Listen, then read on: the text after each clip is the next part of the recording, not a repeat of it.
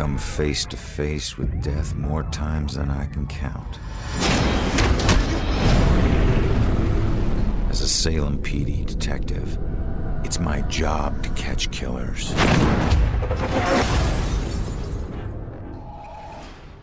It was 2 a.m.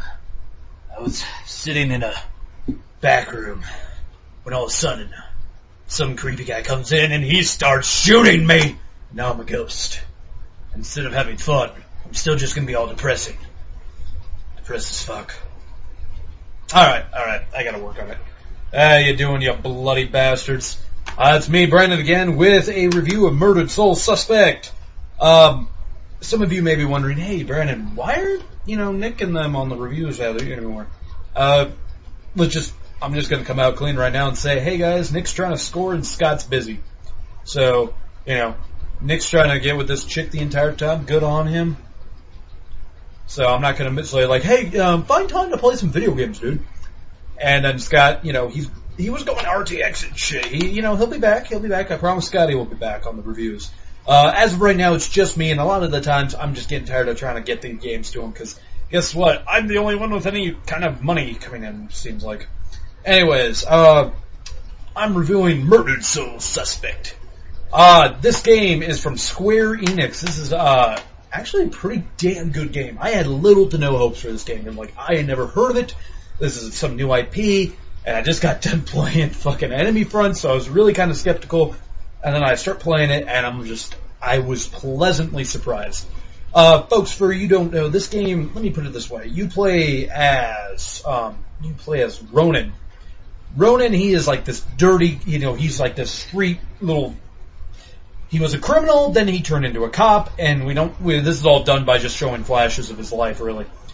And then he was investigating these murders from the Bell Killer, who, I won't get any further about him, but the Bell Killer kills him. He shoots him about 4 or 5 times in the chest, he dies, and then he's a ghost. And the only way to go up to heaven is to solve your murder. Which, honestly, for the most part, can sound like a pain in the ass. I wander the earth because no one can solve my murder. It's just a good thing this dude is a detective. And you basically end up teaming up with this kind of annoying character who is a medium, and she's like a teenage medium, and she's looking for her mom, and she's trying to help you track down the Bell Killer.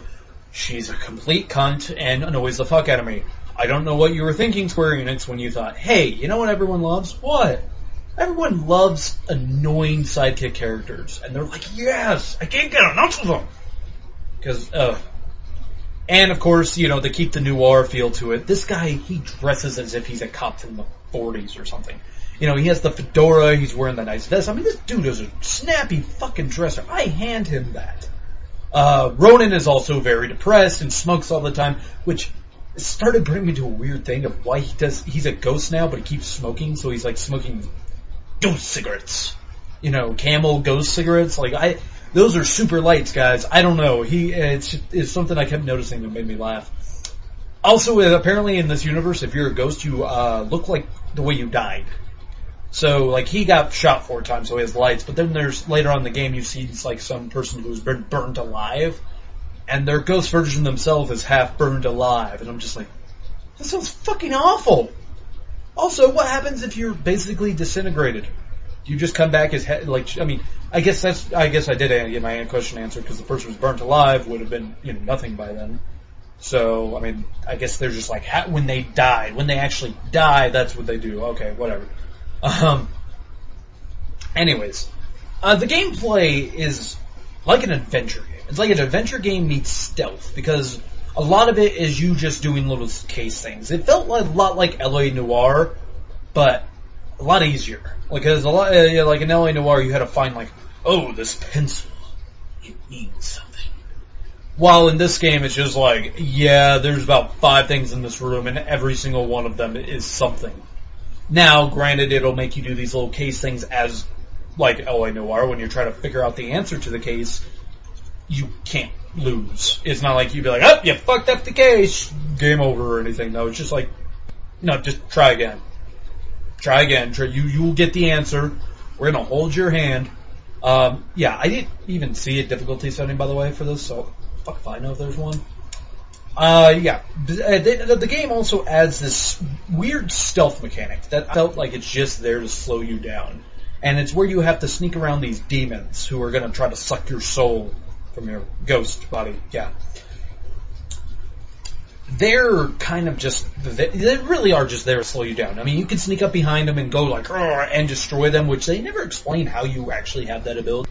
That part was a little weird. Yeah, that part didn't make any sense to me. But anyways, for the most part, it's just, it's kind of cool being a ghost. I'm not gonna lie. Except for instead of putting invisible walls, they put actual walls there. So you can walk through most walls, but they kind of have like vampire rules, like unless the door's open, you can't go inside someone's house, which I found weird. I mean, I know it's just their way of confining you, so you're not just walking through every fucking building. This also has Batman syndrome, I have to say, where I had so many fucking collectibles that it's unreal. So every 10 steps, I'm stopping to collect something else, and something else. It's also not, I also have to say for gameplay-wise, not a very long game. It was interesting enough, but it's not very long. It's about a 4-hour game. You can breeze through it pretty quick, and the problem I have with it is, once you beat it, there's no reason to go back. It has no replayability. You can actually literally damn near 100% it through one playthrough if you just do it. And I was kind of taking my time because I was doing the side missions. I did all but one that I apparently just missed. I was collecting everything. I was talking to everybody. And I still beat it, fairly quickly. I do have to say, though, the voice acting is pretty badass. It has this horrible thing, though, where it will have me choose what to say, but I could just choose everything. So it doesn't matter. It's not like I could be like, and I'm just like, well, why don't you just have everything, just have a cutscene there? Don't make me have to actually press, square, triangle, X, circle. Don't make me press those buttons, just have it. Yeah. The story, however, though, is actually very compelling, trying to solve your murder, because I'll be honest, they actually got me with the red herring. Granted, towards the end of the game, I actually started figuring out, I was like, once I saw one little thing, I was like, okay, I bet it's going to be him. They still threw a curveball in there, but yeah, the game it's interesting enough. It's it's a very good one-shot off game. I would never want to see a sequel to this. This goes back to because the summer's really big for middle tier games, which you think they would be big for bigger games because kids have summer off, they're more willing to play video games, but no. This game is more of a middle tier game made by Square Enix, and they did a great job. Honestly, I highly recommend people to check this out.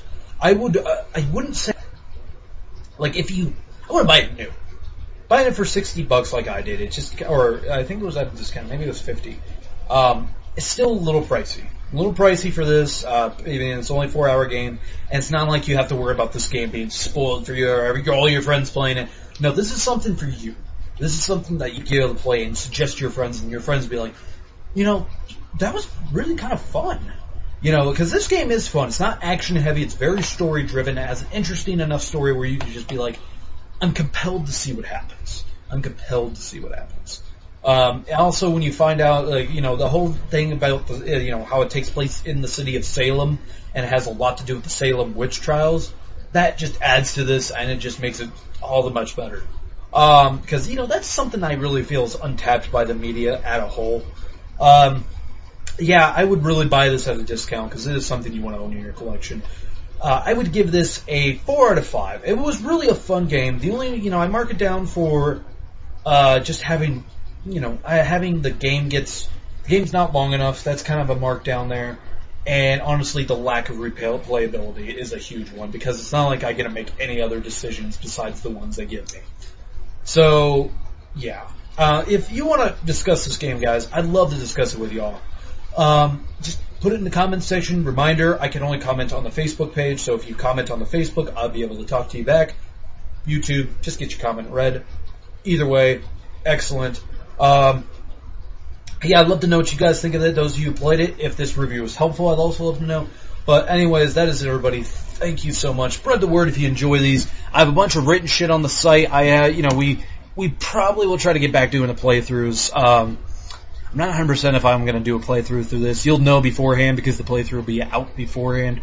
I'm still not 100% because they are such a pain in the ass, and I'm a busy person. So, yeah, that is everybody. Thanks so much. Goodbye.